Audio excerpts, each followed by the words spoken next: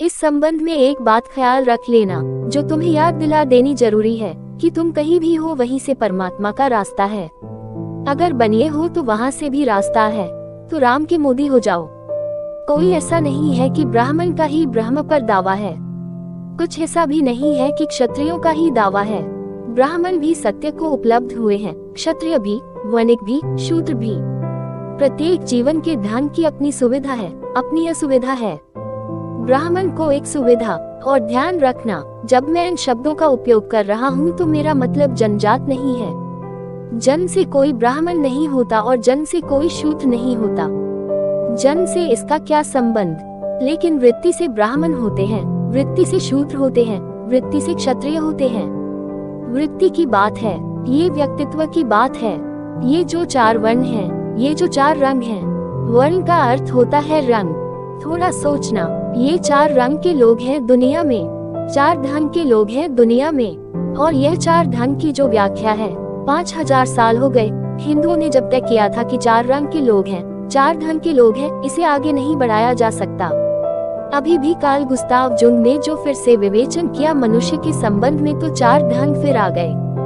नाम कुछ भी हो, लेकिन 4 कोटियों में बंटे हुए लोग हैं, इससे बचा नहीं जा सकता।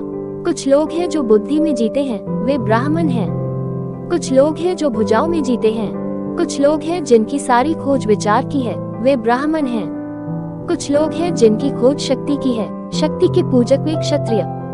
कुछ लोग हैं जिनकी खोज महत्वाकांक्षा, प्रतिष्ठा, धन, इस बात की है, वे लोग वैश्य। कुछ लोग हैं जिनकी कोई खोज ही नहीं है, जो ऐसे ही जीते हैं जैसे कि एक लकड़ी का टुकड़ा नदी में बहता चला जाए, न कहीं जाना, न कहीं पहुंचना, न कोई मंजिल है, न कोई गंतव्य है, न कोई बड़ी भविष्य की महत्वाकांक्षा है। ऐसे व्यक्ति शूद्र, वे कुछ भी छोटा मोटा करके गुजार लेते हैं। जिंदगी गुजारनी है, जिंदगी से कुछ बनाना नहीं है। ये 4 वृत्तियां हैं, प्रत्येक वृत्ति का लाभ है और प्रत्येक वृत्ति की हानि भी है।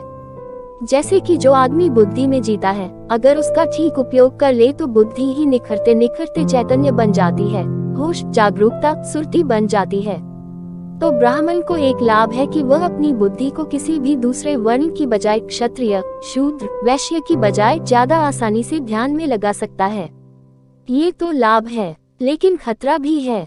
खतरा यह है कि इतनी ही आसानी से वह अपनी बुद्धि को पांडित्य इकट्ठा करने में भी लगा सकता है।